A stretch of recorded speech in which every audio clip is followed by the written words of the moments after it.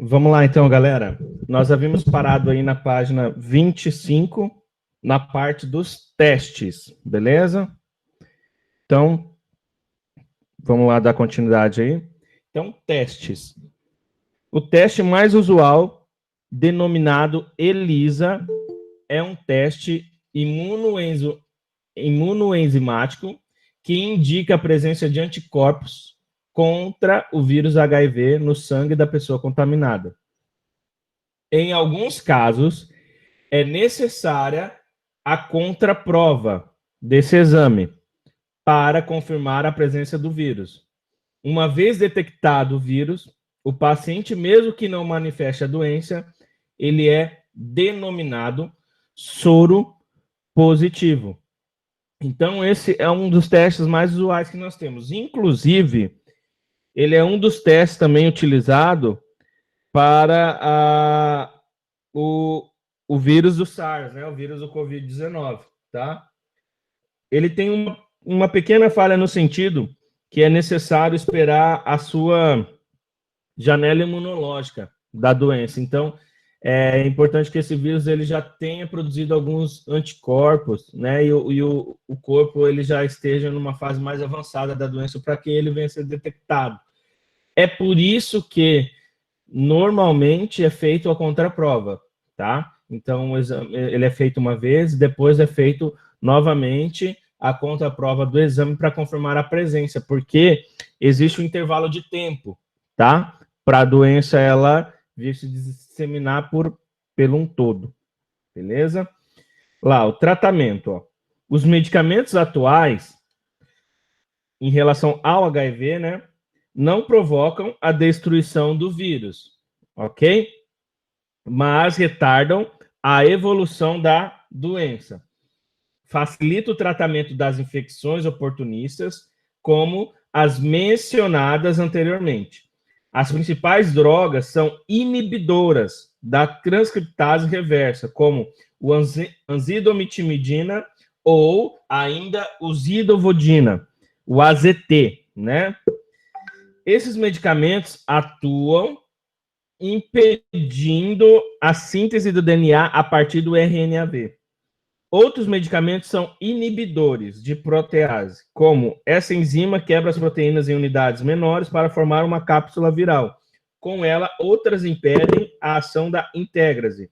Os medicamentos atuam em todas as etapas de replicação viral, a fim de impedir a sua adesão, internalização e montagem e liberação.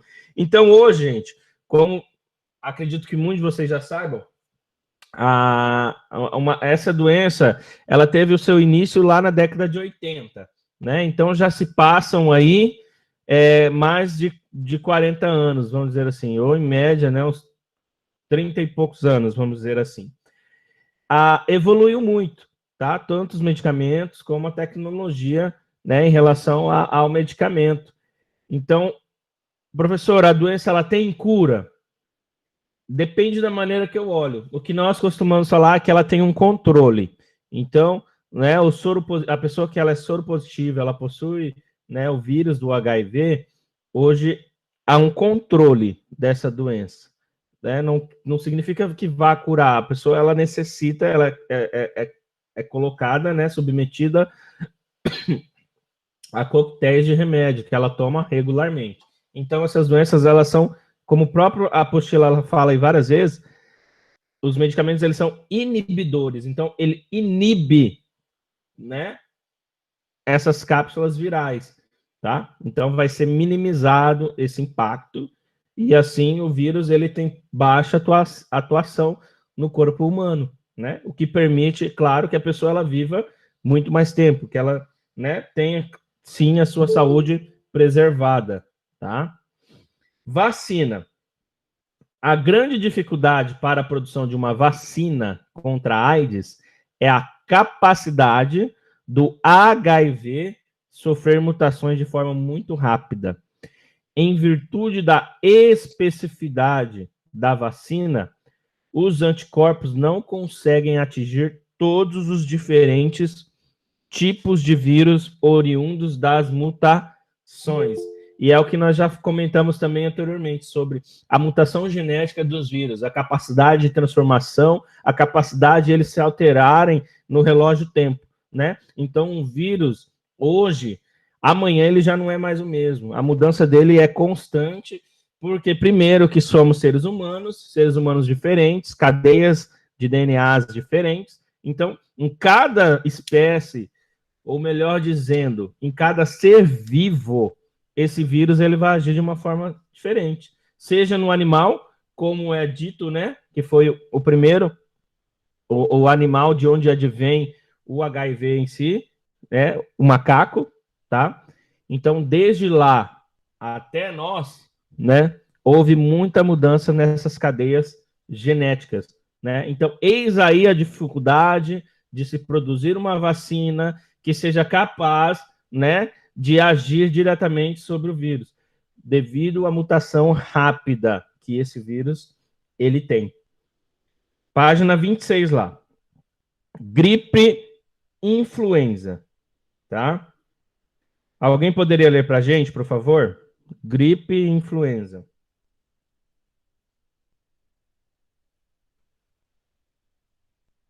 Posso ler, prof? Pode ler, à vontade. O agente causador da gripe é o vírus influenza, tipos A, B e C. A transmissão ocorre através de gotículas eliminadas por fala, tosse e espirro. O tipo A divide-se em HN1, HN2, H3N2, H7N9, responsáveis por grandes epidemias. Evitar o contato com doentes e realizar a vacinação sobre as melhores medidas preventivas. Todos os anos, o governo promove campanhas de vacinação contra a gripe, porque seu vírus sofre mutações. Em função dessas mudanças, as proteínas do capsídeo viral são diferentes e, assim, apesar de possuírem anticorpos contra determinada linhagem do vírus, as pessoas vacinadas não têm imunidade capaz de reconhecê-los com as proteínas alteradas. Então, olha aí, como a Vitória leu, nós já notamos vários tipos, né, de um mesmo vírus, de uma mesma capsídeo viral. Então, olha lá, ó, eu tenho, primeiro, influenza A, influenza B, influenza C, né? Então, 3 modelos. E o tipo ainda divide-se em H1N1, que é o mais conhecido, né? Depois eu tenho H2N2, eu tenho H3N2 e ainda H7N9. Vários fases, vários estágios, tá? Então, isso, para a ciência, é muito difícil para a gente discernir, conseguir mensurar, né, uma fórmula única, né? Você precisa ter bala na agulha para todos os tipos, todos os modelos e todas as variáveis. Isso dificulta esse trabalho, tá? Então, o governo, por sua vez, né, ele tem promovido aí as vacinações constantes anualmente, para que não haja risco nenhum da proliferação, né? De como acontece hoje, tá? Então, ó, como que funciona a gripe, ó? Ui, pulei demais aqui. Deixa eu voltar lá, só um pouquinho. Pegar o desenho aqui.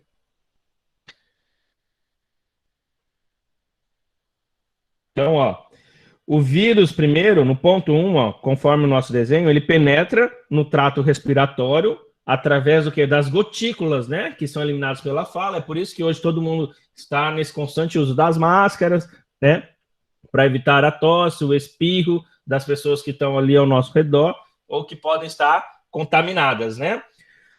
Número 2, o trato respiratório superior incha e inflama, tá? Então, ó, no 2 vocês podem ver, né? Nós temos o trato respiratório que ele vem inchar e vem inflamar. Por isso que a garganta, ela, né? Fica com aquela dor, às vezes, aquela incomodação, tá? Por causa dessa inflamação, mãe. Então, o vírus, ele começa a se replicar em todo o interior das células.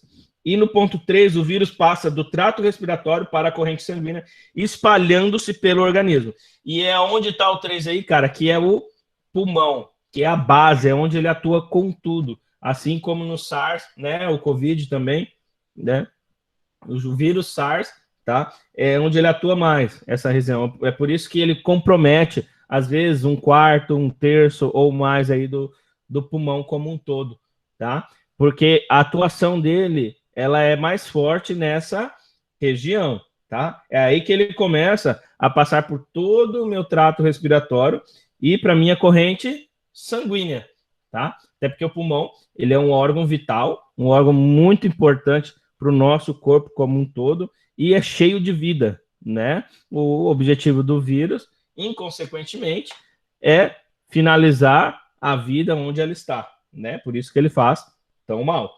Então, esse é um esquema que ele representa essas etapas da infecção no caso da gripe, né? E sempre fazendo esse paralelo, né? Estou pegando esse momento. Então, a influenza, o H1, ela é diferente do Covid? Ela é diferente do Covid. Porém, a sua maneira, né, de captação e a maneira de despegar a doença, ela é a mesma. A única diferença é que, claro, o Covid ele tem uma infecção muito maior. A escala de proporção é 80% em relação à própria gripe influenza, né? Então, é muito mais infectável do que qualquer outro tipo de gripe.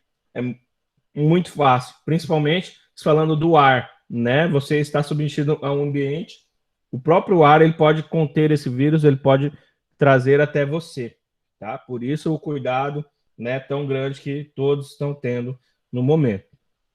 A poliomielite. Vamos lá. Poliomielite é uma patologia também conhecida como paralisia infantil. Então a gente vai ver várias doenças aí, cara, a partir de agora. A gente vai ver uma série, na verdade, de doenças aí. Eu peço uma paciência de vocês, tá? Mas a gente precisa ver uma a uma aí. Então, ó, patologia também conhecida como a paralisia infantil, causada por poliovírus, tipos 1, tipo 2 e tipo 3. A contaminação pode ocorrer através de gotículas da saliva infectada com o vírus, a ingestão da água ou os alimentos que estão contaminados por vírus, do gênero enterovírus e do grupo dos poliovírus.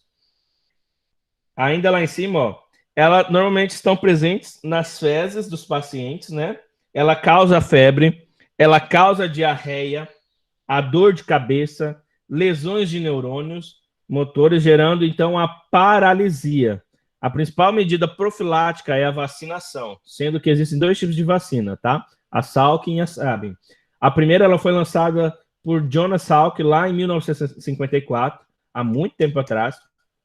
E a segunda, né, um aprimoramento lá em 1959 para a administração oral, que é a gotinha, né? Acredito que vocês todos já tomaram aí a gotinha, conhecem o Zé Gotinha, né? Então, Salk lá em 54, né, através da injeção, né, ele fez uma vacina e sabem, né, ele pensou mais nas crianças, né, principalmente que é uma doença, pessoal, característica, né? Numa faixa de idade menor, né?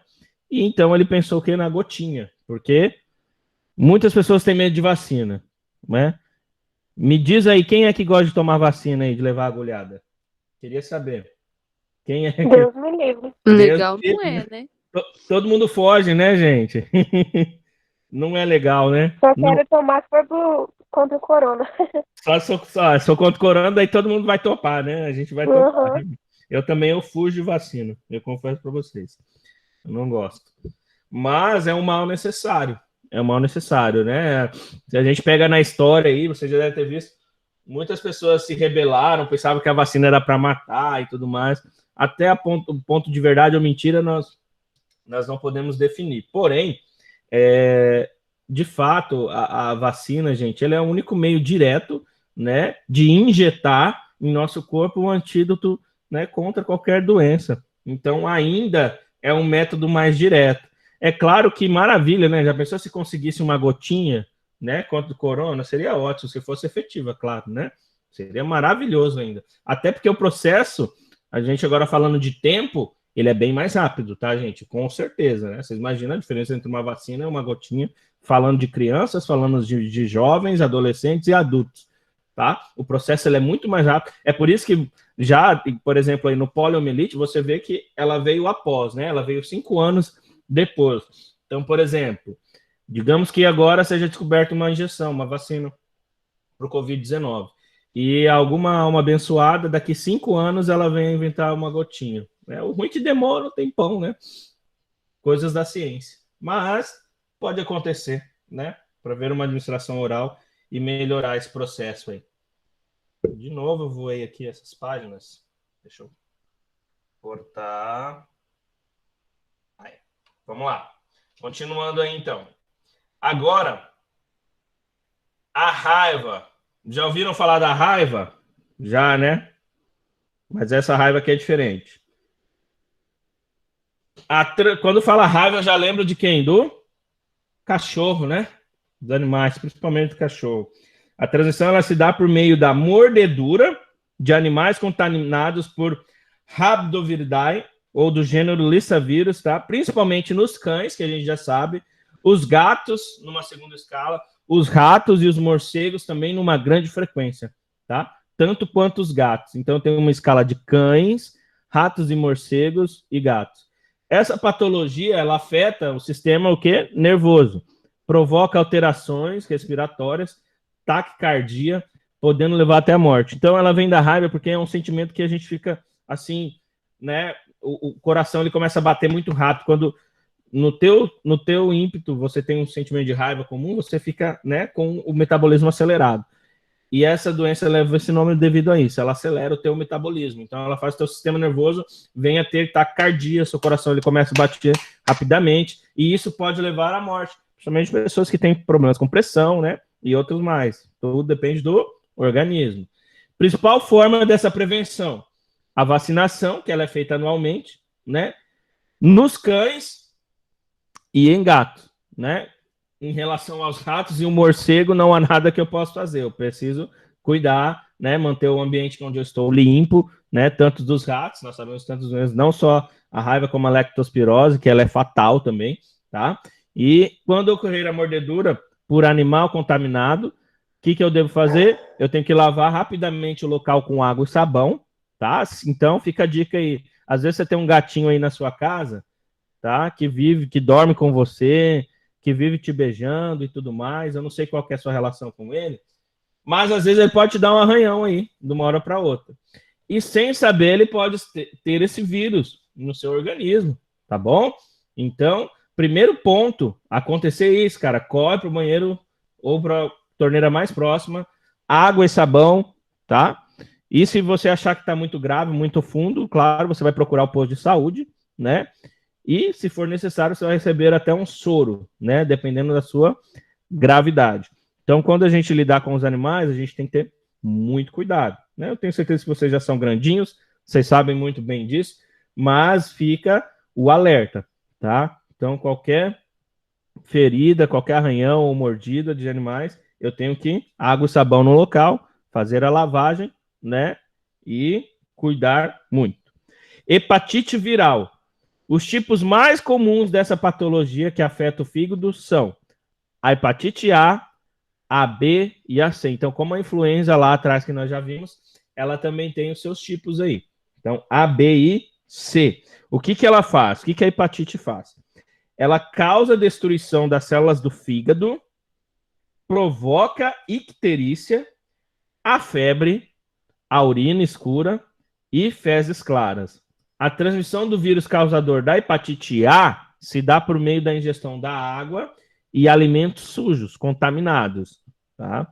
A hepatite B e C é por transfusão de sangue contaminado, relações sexuais sem preservativos, uso de seringas infectadas, tatuagens realizadas com instrumentos que não foram esterilizados. As principais medidas preventivas contra a hepatite A são tratamento dos doentes, saneamento básico, lavagem das mãos antes das refeições, o tratamento da água, a desinfecção dos sanitários, a fiscalização entre a manipulação de alimentos. Então, são coisas que estão bem em voga, né? Igual, falta falar, sempre a gente vai fazer o gancho lá com o nosso Covid. Então, hoje mesmo, você vai ao mercado, você tem que fazer essa lavagem, algo que tem que ser constante, que não deveria ser só nesses tempos, né? Mas todo o alimento ele tem que ser lavado, ele tem que ser limpo. Um próprio refrigerante que você compra, é interessante você lavar a garrafa antes de você colocar na geladeira, tá? Se você não faz isso, faça.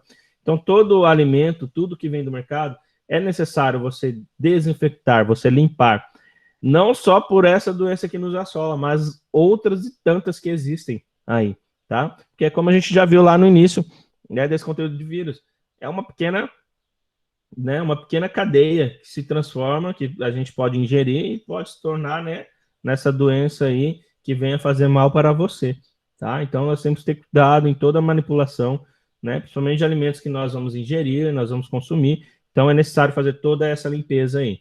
Ó, para hepatites B e C, a prevenção se dá pelo tratamento dos doentes, tá? Porque já envolve mais a transfusão do sangue e outros, né, adidendos aí, como a vacinação contra o tipo B, o uso de preservativo nas relações sexuais e de seringas descartáveis, injetáveis, né? Pessoas que utilizam droga em injetáveis. Cuidados nas transfusões do sangue. Então, é necessário ter esse cuidado.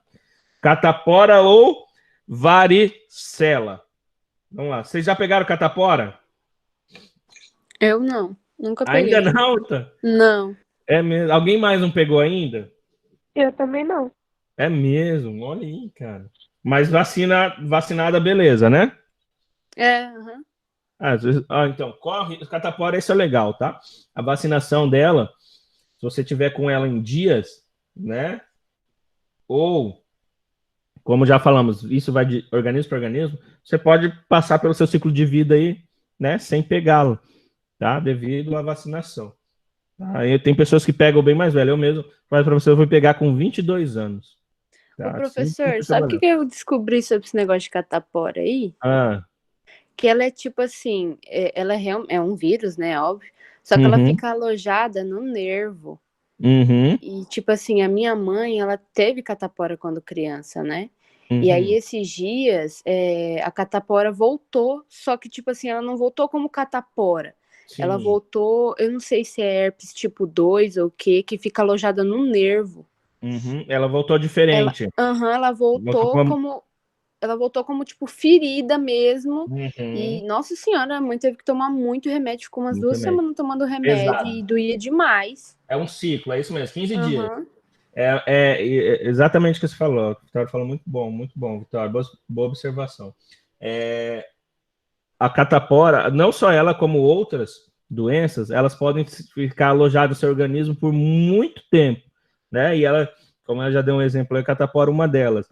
E o que ela acontece? Ela volta com uma mutação genética, né? Ela volta com um tipo B da mesma doença, talvez atacando outras partes do seu corpo e não deixa de ser o mesmo vírus. Ela passa por uma mutação que pode se assimilar, como a Vitória mesmo colocou a questão da herpes aí, né? Feridas que a gente costuma dizer, né, cientificamente, que acontece as erupções né? Erupções dessas feridas, tanto na região superior do nosso corpo, tá? Então, na boca, talvez no nariz, né, em alguma outra parte, porque ela está em todo o seu corpo, tá? E é uma mutação genética que acontece de acordo com o tempo. Ela estava lá incubada e depois de muito tempo que a pessoa ela já adquiriu a doença, ela vem à tona, tá? Por uma reação do corpo, ela vem desencadear novamente. A questão Pode das falar. feridas, a da mãe veio, tipo, meio que embaixo do braço, assim, entendeu? Mais na parte do tronco, né? Mais na parte do tronco. E ela falou que sentia muita dor e depois ela teve que tomar remédio para o vírus, não pelo vírus sair, para ele voltar pro nervo. Isso. Porque ele não ia, tipo, só para voltar. Ele não é expelido, ele tem que se internalizar novamente. Ele não. E pode ser que volte. Isso, e agora ela. De imunidade. Pois é, e acaba vendo com esse risco, né? Pode ser que ele retorne depois de novo. É algo que fica no nosso corpo. É uma questão, exatamente, a questão de imunidade. Então tem que cuidar, né? Ela falou que ela foi no médico e a médica falou assim: que, por exemplo, eu nunca peguei catapora e se eu acabar pegando esse vírus da mãe, eu vou pegar a catapora e não o que ela tem. Sim. Eu fiquei, que estranho. Pois é. E como eu falei, às vezes pode acontecer de você nem pegar. Mas se você pegar, vai ser a catapora. Até porque você não pegou o primeiro, né? Você não pegou ainda a catapora. Não, eu fui pegar com 22 anos, mas foi terrível. Ela é cruel. Quanto mais velho você pega, realmente pior é. Até nesse sentido aí que a sua mãe falou, né? No sentido que ela vem para detonar mesmo, cara. É muito forte. Porque daí o seu corpo, quando você é mais novo, é simples essa matemática. Quando você é mais novo, o seu organismo, gente, o nosso organismo, como vocês sabem, nosso organismo ele é muito inteligente. Então, ele se prepara para que você pegue essas doenças quando você é criança, tá bom? Ele é uma coisa que a ciência muitas das vezes nem explica. Mas o seu organismo, ele é preparado para pegar doença num ciclo curto e tempo determinado. Então, se você passa disso, o seu corpo, ele é como se ele esquecesse, cara, né? É como se ele esquece. Por exemplo, no meu psicológico, né? No seu psicológico, você já pegou essa doença. Então, quando você pega, ela vem cruel, ela é maldosa mesmo, é diferente, né? Ô, professor. Que vem para detonar. Pode falar. E ela é altamente transmissível também, né? Sim, opa. Porque quando eu pegava catapora, não podia nem chegar perto. Exato, é nesse sentido que a Vitória colocou aí, ó. Porque se ela convive com a mãe dela, mas ela não vai pegar essa doença da mãe dela, ela pegaria catapora mesmo, né? Mesmo convivendo com ela. E que o Cauê coloca aí, ela é altamente transmissível, né? Se você estiver num ambiente onde tem outras crianças, se não pegaram, cara, é batata, né? É batata, é curto. Eu peguei já. Então, que bom. Aí surto. Um amigo meu ia brincar comigo, moço, aí no outro dia tá cheio de bolota também. Cheio de bolotinha, né? E é rápido, o ciclo dela é muito rápido. 2, 3 dias. Só tem uma bola, aí depois tá cheio tudo. Vamos lá, ó. A contaminação da varicela ou da catapora acontece por meio da saliva, ó, via aérea, por isso que é autotransmissível, e por pessoas que estão, né, infectadas com o vírus ou por contato com objetos contaminados pelas lesões da pele, né? Os sintomas são a febre, o enjoo, os vômitos e as pequenas pústulas no corpo, né? Essas feridinhas nós chamamos de pústulas. São medidas preventivas contra a doença, como a vacinação, o isolamento, ele é necessário, e o tratamento dos doentes. Então, o vírus da catapora, ele é membro da família Herpes viridae. Ó, então, como, né, a Vitória já comentou, é uma espécie de herpes. Pode permanecer latente nos indivíduos que tiveram a doença, ou seja, por um longo tempo, ela já deu o exemplo, e, em consequência, da baixa imunidade que você possa ter. Tem pessoas que têm imunidade baixíssima, tá? Volta a causar a febre forte, a dor, a vermelhidão na pele, e o processo é conhecido por herpes zoster, ou o cobreiro, tá? Então a imagem aqui mostra uma pústulas em uma criança, né, as feridinhas, E esse é um sintoma típico da catapora, né? Essa é a maneira mais simples, né, da gente saber que uma pessoa ela está com catapora. Então, essas feridas que saem todo o meu sistema nervoso, né? Elas saem de dentro para fora, tá, gente? Não ao contrário. E outra característica é essa, ela se internaliza novamente. Quando a ferida séria, quer dizer que ela vai de fora para dentro, não quer dizer que ela simplesmente ela venha sumir, porque ela é latente, tá? E é por isso que a vacinação, mais uma vez aqui, se torna um processo constante e necessário. A cachumba, outra doencinha aí, né, que não é legal, ou a parotite, tá? Um dado interessante é que essas doenças, gente, devido mais uma vez ao avanço da ciência, o avanço das vacinas, o avanço dos antídotos, elas têm cada vez mais diminuído, né? Nós temos menos números em todo o globo, né? E são números da própria OMS. Então, antigamente tinha bem mais, hoje nós temos menos. Então, o vírus da cachumba, ela pertence ao grupo do paramyxovírus, membros da família Paramyxoviridae, e é transmitido por meio da saliva, o uso de objetos incomuns, por exemplo, o garfo, usar o mesmo o copo, né? Caracteriza pela inflamação da glândula salivar, a parótida, podendo também atingir o pâncreas, os ovários, os testículos e o cérebro. Prevenção, tratamento dos doentes, vacinação, evitar contato com os objetos contaminados, os talheres e com a saliva, né, infectada pelos vírus. Ainda eu tenho aqui a rubéola, tá? O vírus da rubéola, ele provoca febre, manchas avermelhadas na pele, dores musculares e articulares, contaminação geralmente que ocorre através das gotículas eliminadas por espirro, a fala e a tosse. A vacinação contra a rubéola ela é eficiente em mais de 95% dos casos, devendo ser administrada a partir de 1 ano de idade. Então, a partir de 1 ano de idade, a rubéola, a vacina já é, né, administrada. Agora eu tenho a febre amarela. A transmissão do vírus ocorre pela picada da fêmea do mosquito do Aedes aegypti, nosso conhecido aí, né? Ou do gênero Haemococcus.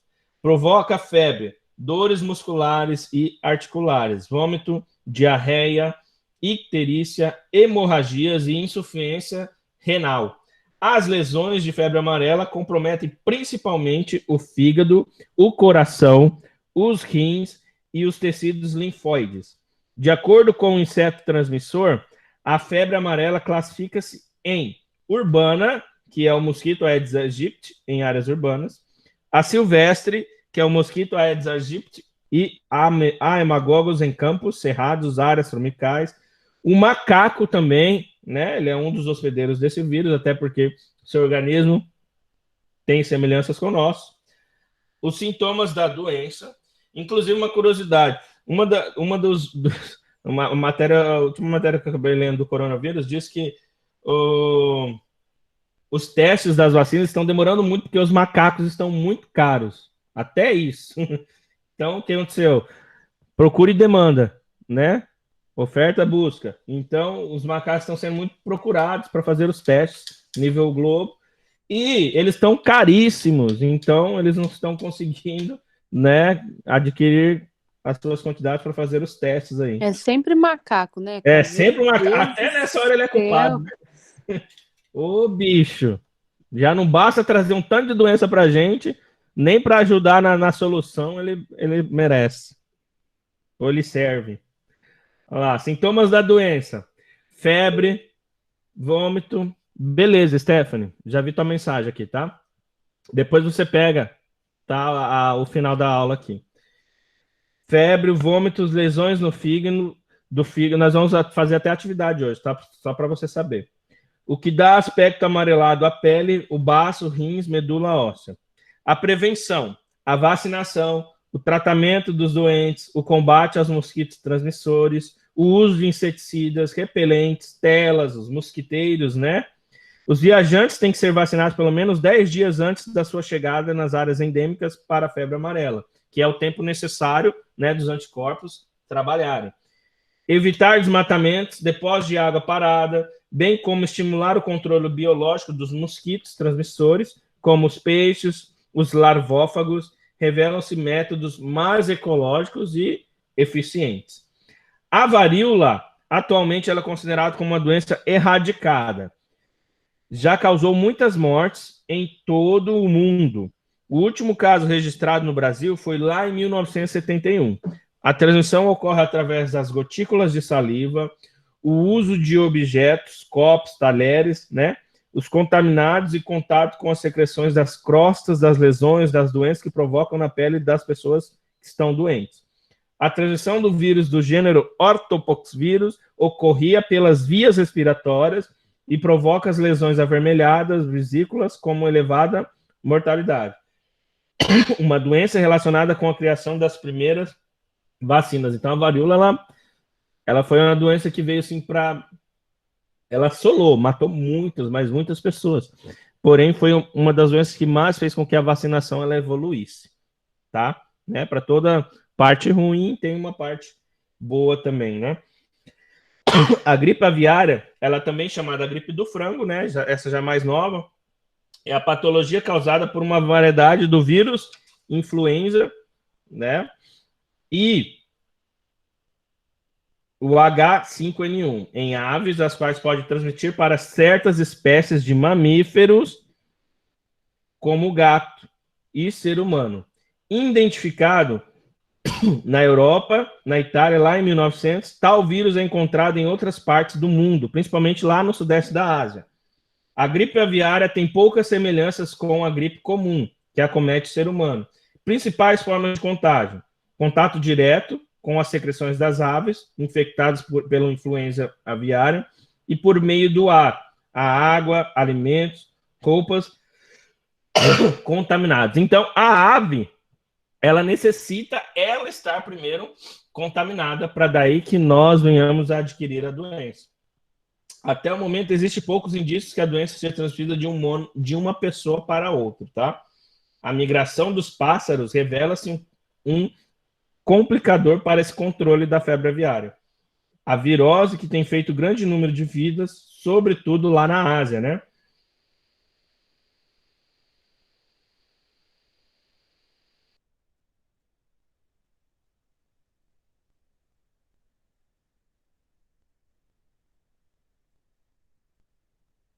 O grande temor é a possibilidade de espirro. E aí está a SARS, né? Até então denominado aí um dos precursores do nosso Covid-19 que nós temos hoje, né? Lê pra gente aí, Vitória, fazendo favor. SARS. Denominada também como Síndrome Respiratória Aguda Grave, do inglês Severe Acute Respiratory Syndrome, é uma doença respiratória grave causada por vírus, coronavírus. Essa doença provoca pneumonia típica, diferente do quadro clínico da pneumonia bacteriana. Os primeiros casos ocorreram em novembro de 2002, em Guangdong, China. Foram 305 doentes com pneumonia típica grave, sendo 105 deles profissionais da área da saúde. Essa patologia foi muitas vezes confundida com a gripe aviária, em virtude da rápida capacidade de disseminação. Fronteiras e aeroportos exibiam avisos e, na China, pessoas apresentavam-se com máscaras para evitar possível contágio. A transmissão ocorre principalmente por via aérea, através de gotículas de secreção das vias respiratórias do doente, eliminadas pela respiração ou tosse.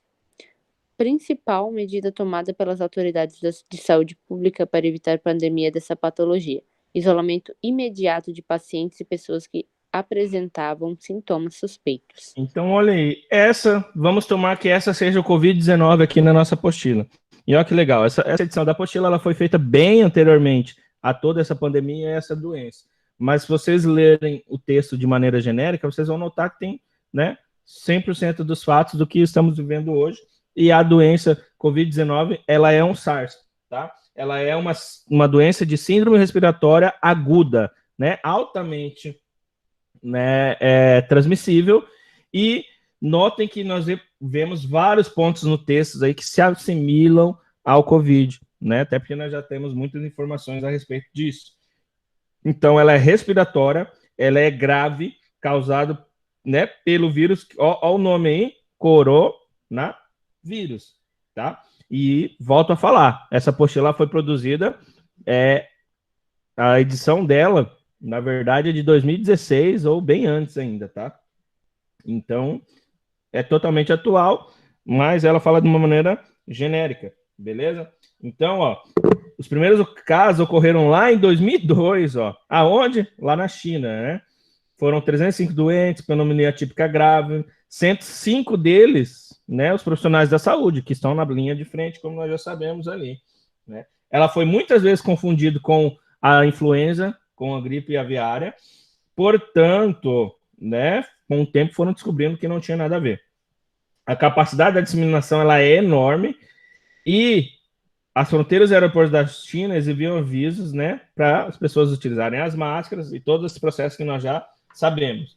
Transmissão às gotículas, né, como a Vitória já leu aí, a respiração, a tosse, né, e para evitar a pandemia, porque é muito rápida a sua disseminação, o isolamento imediato e os pacientes, pessoas que apresentam sintomas suspeitos.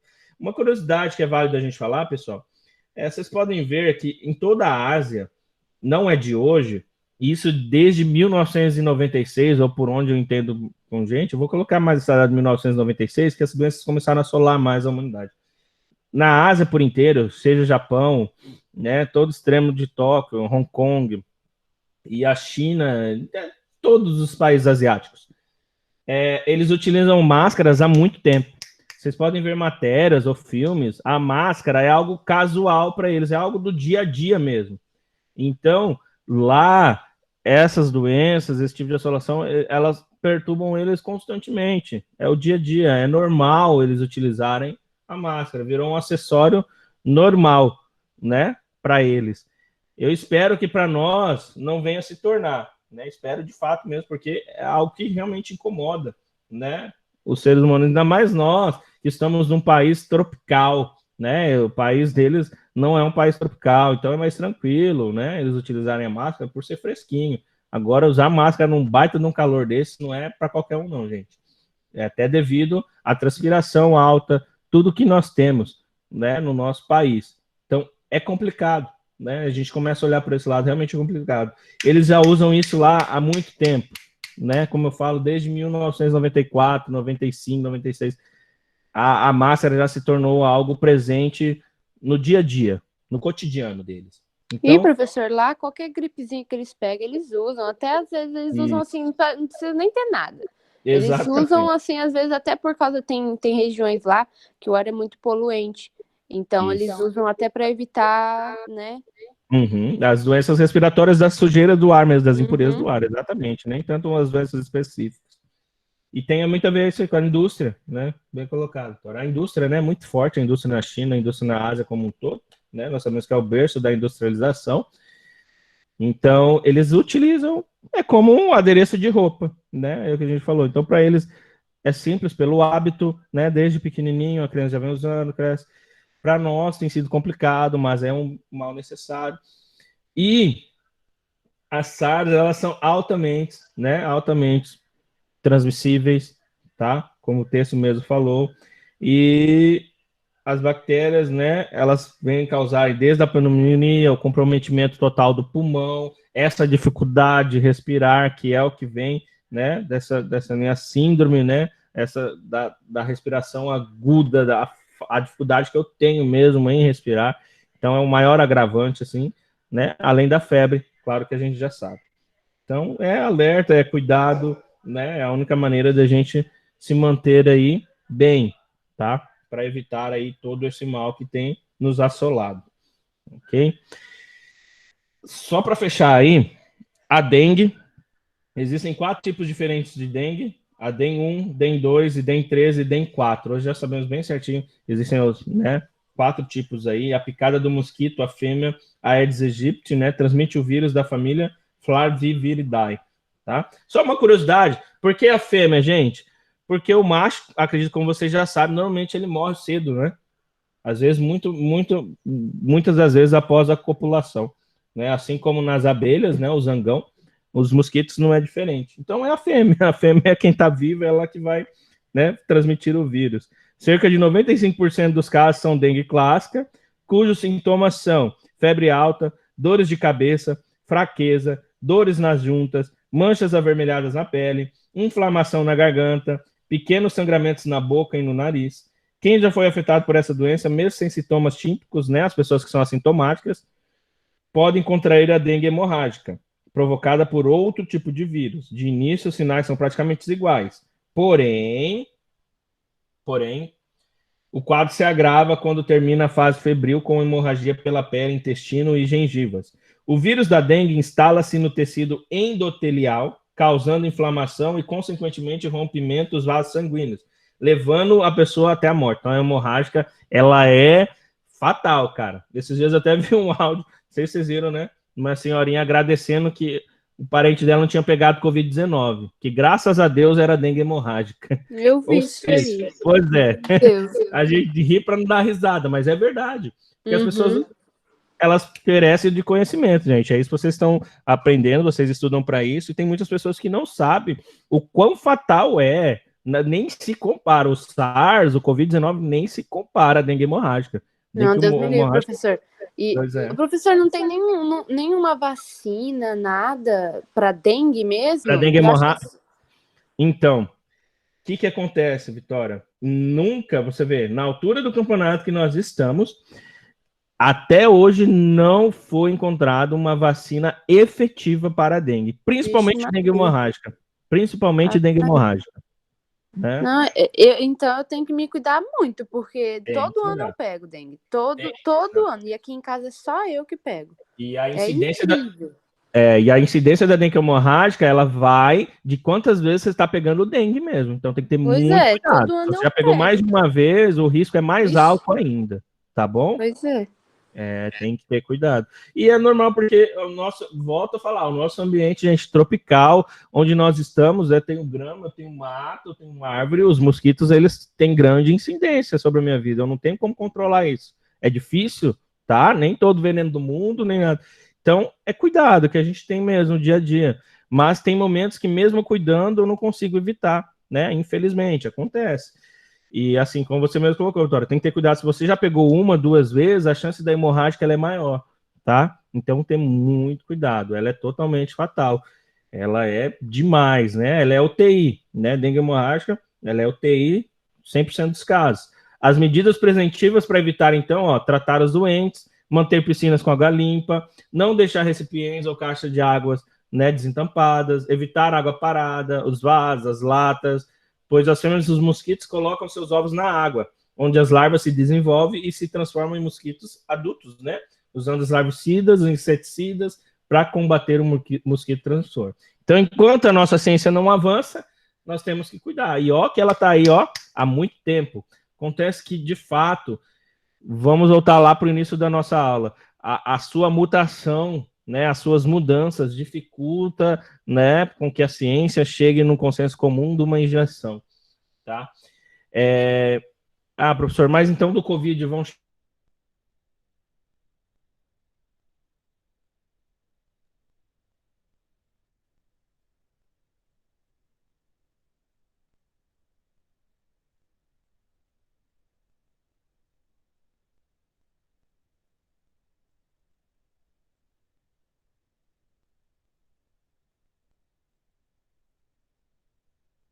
chegar, a diferença está nisso aí. Seja sintomática ou não, o seu impacto ele não é tão grande, né? Claro, a gente está sendo assolado, muitas mortes, né? Muitas pessoas estão morrendo, beleza. Mas não se compara ainda à dengue, tá, gente? Não podemos comparar. A dengue ela é muito mortal nesse sentido. E quando fala de hemorrágica, então, tá? Cuidado extremo, temos que cuidar. Beleza? Isso não sou eu, isso é OMS, isso são números. Né? De fato, o momento ele nos leva a ter todos os cuidados com o Covid, mas o cuidado com a dengue ele tem que ser constante, tanto quanto. Até porque, como nós vimos aí, é fácil, né? Eu pegar, eu adquirir essa doença.